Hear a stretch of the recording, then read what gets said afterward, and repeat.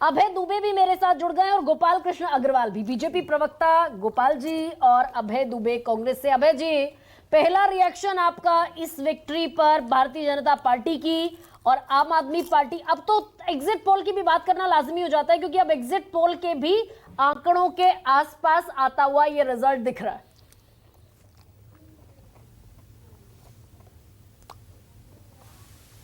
किरण Congress party को दिखाई देती है, वो लगभग वोट का परसेंटेज 2 गुना हमारा कांग्रेस पार्टी का दिल्ली में रहेगा। आप अगर रिजल्ट को पढ़ने की कोशिश करें, अरविंद केजरीवाल जी की जो हार का अभी अंतर है, वो अंतर अगर आप देखें तो 2.8% का है। 44% और 46.8%, और कांग्रेस पार्टी ने गेन किया है वह 7.5%। इससे पूरे दिल्ली के चुनाव परिणामों का अंदाजा लगा लीजिए। कांग्रेस पार्टी ने डिसाइसिव रोल प्ले किया। हाँ, ये बात जरूर है कि भारतीय जनता पार्टी भी उतनी ही दोषी थी दिल्ली की बर्बादी के लिए। मैं अभी एक सेकंड आपको रोक रही हूँ, मैं एक सेकंड आपको अभी रोक रही हूँ। जंगपुरा सीट से मनीष सिसोदिया जो पहले आगे चल रहे थे, अभी थोड़ी देर पहले पीछे चलते हुए दिखाई दिए थे। उनके हारने की खबर मिल रही है कि मनीष सिसोदिया जंगपुरा सीट से अभी, हालांकि अभी ऑफिशियल अनाउंसमेंट कोई नहीं हुआ है। वो 240 240 वोटों से पीछे।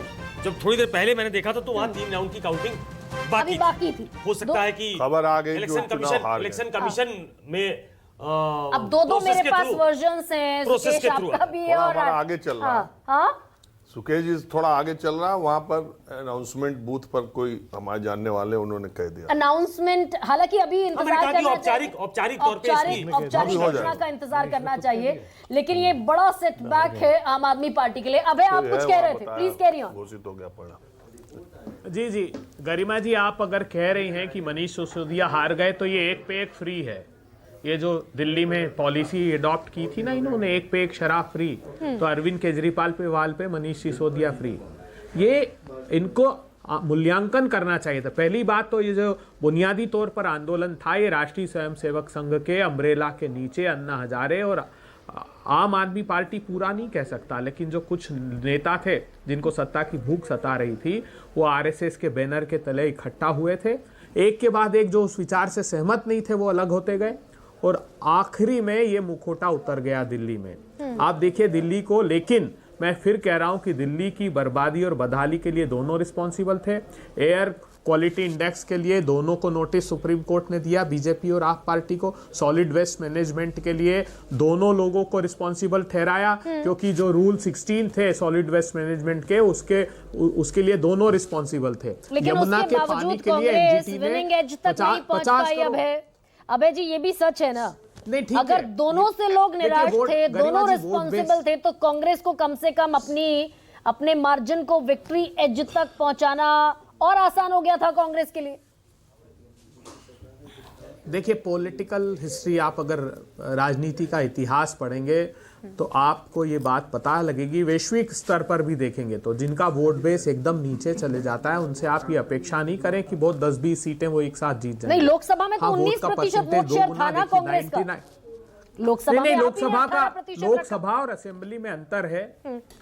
लोकसभा और असेंबली में अंतर है। 1998 में 53% था, 2015 में हम लोगों का 9.7 था, जो 2020 में 4.2% हुआ। अब वापिस 7-8% हुआ है। तो हमको लगता है कि जनता में अब स्वीकार्यता कांग्रेस पार्टी की बढ़ेगी। और सारे अगर पूरे 70 विधानसभा के देखेंगे तो कांग्रेस पार्टी ने डिसाइसिव रोल प्ले किया है। हमारे उम्मीदवारों को जितने वोट आए हैं उतने से आम आदमी पार्टी परास्त हुई है। ये बात दिल्ली के चुनाव के संदर्भ में सटीक बैठती है। हाँ, भारतीय जनता पार्टी एक सेकंड अबे, क्योंकि मनीष सिसोदिया के बारे में ये अब कॉन्क्रीट खबर आती हुई दिख रही है।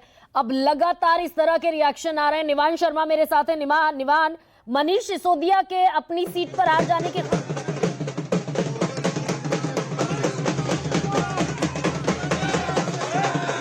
आपके सामने वीरेंद्र सचदेवा को आप देख रहे हैं, दिल्ली बीजेपी प्रदेश अध्यक्ष। और यहाँ ढोल नगाड़ों के साथ अब स्वागत दरअसल होना शुरू हो गया है, माहौल बनना शुरू हो गया। 12:30 का वक्त है। अभी कुछ राउंड्स की काउंटिंग बाकी है, लेकिन बीजेपी काडर में अभी उत्साह नजर आ रहा है। निवान, लेकिन मनीष सिसोदिया के हारने की खबर जंगपुरा सीट से। नहीं नहीं, अभी मनीष सिसोदिया जी हारे नहीं है।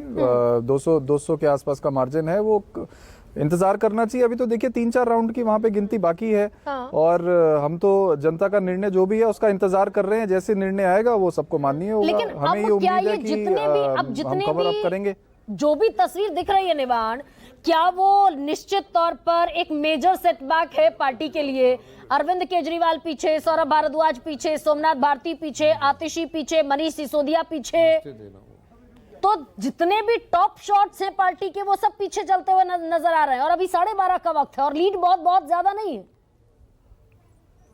बेवकूफ है वो। देखिए 26 राउंड हैं, अभी 8-9 राउंड की गिनती हुई है, अभी बहुत राउंड बाकी है और मार्जिन जो है वो बहुत कम है। देखिए कहीं पर 300 का, कहीं 500 का, कहीं 1000 का, 20 से ज्यादा ऐसे। सर कितना बड़ी जीत आप इसे मानते हैं, क्योंकि 27 साल बाद जो है बीजेपी दिल्ली में आ रही है। बहुत बड़ी जीत है हमारे लिए, दिल्ली की जनता की जीत है। और इस पूरी जीत के शिल्पकार हमारा राष्ट्रीय नेतृत्व, माननीय प्रधानमंत्री, माननीय गृह मंत्री, माननीय राष्ट्रीय अध्यक्ष। चलिए सर पीएम आ रहे हैं, पीएम का क्या सेलिब्रेशन रहेगा? देखिए शाम को राष्ट्रीय कार्यालय में आएंगे।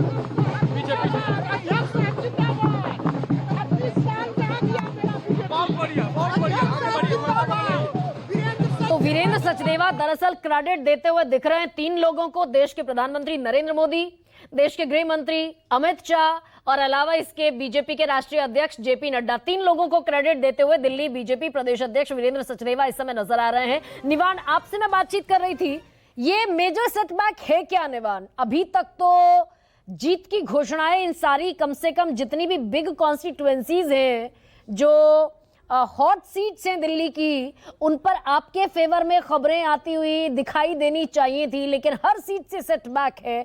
तो क्या ये इंट्रोस्पेक्शन का भी वक्त है निवान, और मान लेने का वक्त है क्या?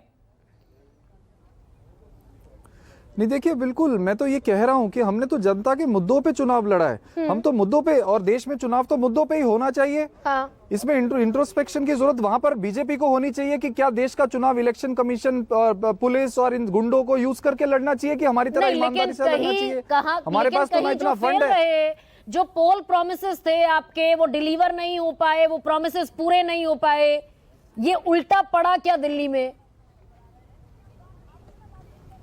नहीं देखिए, हमने जो कहा था हमने करके दिखाया है। हमने जो जनता से वादे करे थे वो हमने करके दिखाए हैं, और जो वादे पूरे नहीं है वो भी हमने एक्सेप्ट किए थे जनता के बीच में। हमने झूठ तो नहीं बोला था बीजेपी की तरह कि इन्होंने कहा था 15 लाख आएंगे और नहीं आए, इतने रोजगार देंगे, नहीं दिया। हम उस चीज में नहीं जा रहे। हम ये कह रहे हैं कि हमारा जो चुनाव था, हमें बीइंग आम आदमी पार्टी लीडर, वॉलंटियर, हमें गर्व है कि हमने मुद्दों पर चुनाव लड़ा है और हमने ईमानदारी से चुनाव लड़ा है। हमने संविधान के हिसाब से चुनाव लड़ा है, हमने डेमोक्रेसी को बचाने के लिए चुनाव लड़ा है। दूसरी तरफ बीजेपी ने जो चुनाव लड़ा है वो डेमोक्रेसी की हत्या करने के लिए चुनाव लड़ा है, संविधान की ताक पे रख के चुनाव लड़ा है। ये सारा एक कंसेंसस है बाकायदा, लेकिन क्या कुछ मुद्दे भाई एक आम आदमी की छवि को लेकर आगे बढ़े, एक कट्टर ईमानदार की छवि को लेकर आगे बढ़े, और उसी से जो डेविएशन दिखा, क्या वो ज्यादा भारी पड़ा क्या निवान?